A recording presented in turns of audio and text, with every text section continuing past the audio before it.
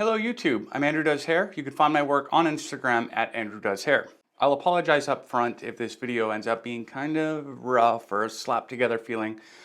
I'm finding as it turns out that if you don't continually make YouTube videos and you get out of practice, it's actually pretty hard to deliver this stuff. So I haven't made a video in a few months and so I feel kind of rusty, but this is a pretty easy topic. This is something I talk about every day at work with every time I have a new client, we talk about this. And what I found in the last couple months is for a lot of my new clients, this has been a really noticeable aha moment. I failed to mention the topic of the video. You must know by the title by now, but how to apply a hair product. It seems pretty dang simple, but at the same time, it can be a little bit complicated. And so I just want to talk about how I apply product. Now, mind you, I've been doing hair almost 20 years. I've been applying product to hair 30 to 100 times a week for those past almost 20 years. And I'm not saying I'm the best in the world at it or I know everything. I'm just telling you some things that I know that might help you with your own hair at home.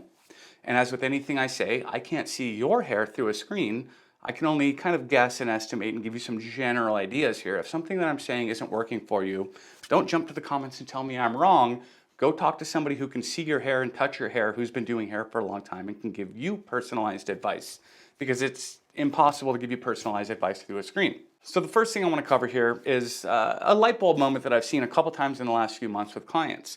I've come to realize that a lot of people, men in particular, kind of hold this idea that there's a perfect product out there that will just do it all for them. When they start telling me, hey, I'm looking for a new product, what do you recommend? I want it to like add volume and I want it to hold the hair, but I don't want it to be hard. I want the hair to be movable. I want it to be like a movable hold. And I want it to be maybe a little bit shiny, but not too shiny. And they end up listing like a whole bunch of things they want from one jar of product. And the thing is, like, first of all, so many of these things mentioned are like diametrically opposed. Hold and movement are literal opposites. You cannot have movable hold. Movable hold means just a light hold. It's like saying I want light dark or I want dark light. They're diametrically opposed. And so saying you want a movable hold really just means you want light hold. But also, I want some shine, but not a lot of shine. That's, you're asking for, you want a medium, middle of the road product. And essentially what you need to do is use a couple products in a couple different ways to dial in the amount of hold and shine that you want. Now, I am a little bit of a minimalist when it comes to products. On my station at work, I have maybe 5 products. I've got a blow dry oil. I like oil by, I think it's by Davines. And I use that for particularly frizzy hair before I blow dry and sometimes before I even cut the hair so I can comb through it a little bit more easily. I have obviously 80H dry and 80H wet. And the way that I think of these is matte finish, glossy finish. And these are kind of my building working products. And then for a finishing product, I have a finishing spray. And so in the salon, you would say finishing spray. Outside of the salon, you say hairspray. And I have what do you call that? I have a dry shampoo that I'll use sometimes, but that's all the products that I have. And with those, I can get pretty much almost everything I need almost all the time. Most hairstylists, you look at their stations and they've got 25, 30 products piled up on there. And the reason being, for the most part, most of the time, 1 or 2 products aren't going to do it all. I do think you can get away with a small handful of products if you know when and how to use each one. And that's kind of what this video is hoping to get across here, is just some pointers on how to get more out of the product by applying it properly. So with that out of the way, don't expect that you're going to find one product and apply it one time in one way and it's going to do everything. There's going to be a little bit different application for a little bit different kind of product to get more hold or more shine. And then you balance that and dial it in to your liking based on the hair texture you have, the products you have, and the desired result that you have. So that's another thing, is all of those 3 factors are going to be wildly different from viewer to viewer of this video. The products you have in your hand are different than someone else watching this video. Your hair is different from someone else watching this video. And the end result that you want to get is different from someone else watching this video. And because of all these varying factors, I'm going to keep this video just super general basics about like, here's how to put product in your hair and a little bit of when and what kind of product. But if you want anything more detailed or intricate or personalized than what I can give you, go to a professional who will tell you about this stuff, and don't be afraid to ask them. So first, let's talk about pre-stylers.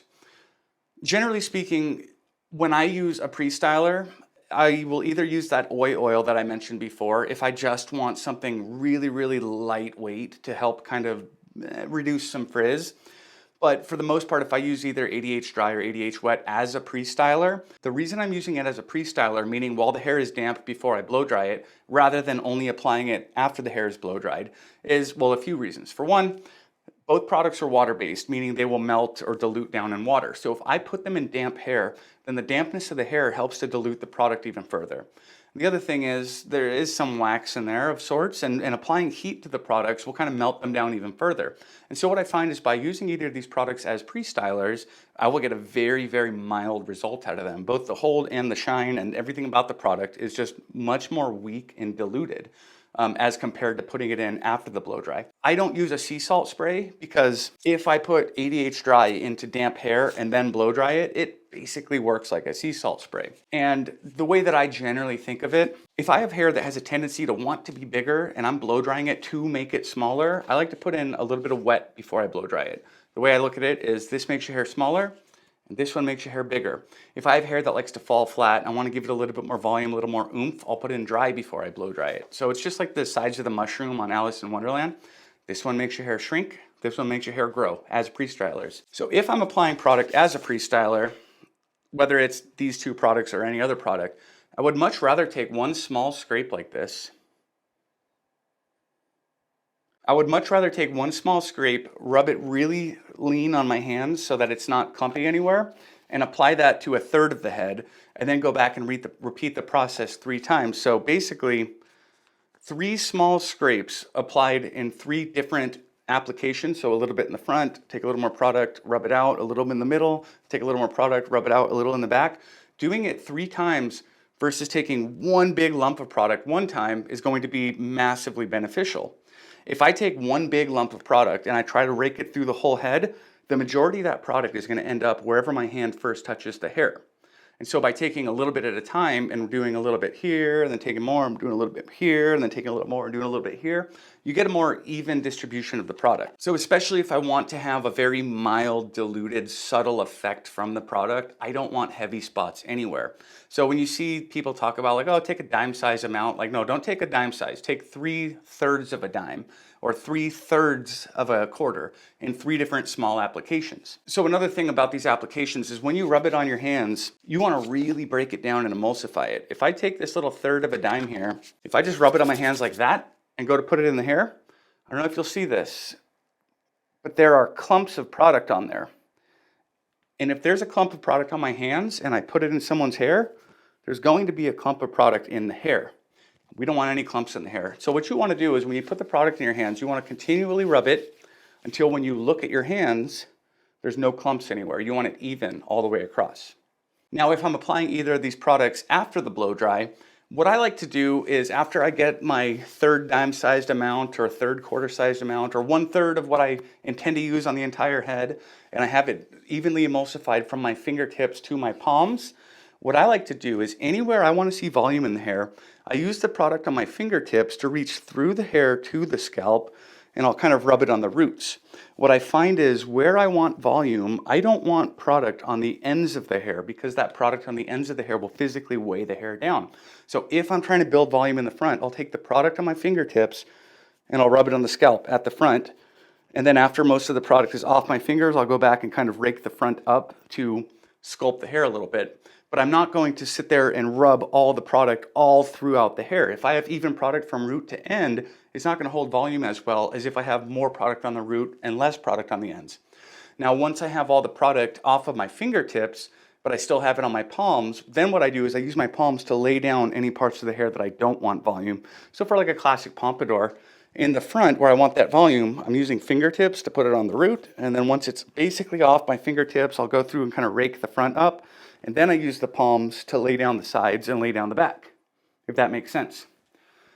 And I'll generally repeat that process 2 to 3 times with just tiny scrapes of product. Completely emulsify it across the hands, fingertips where I want volume, palms where I don't want volume.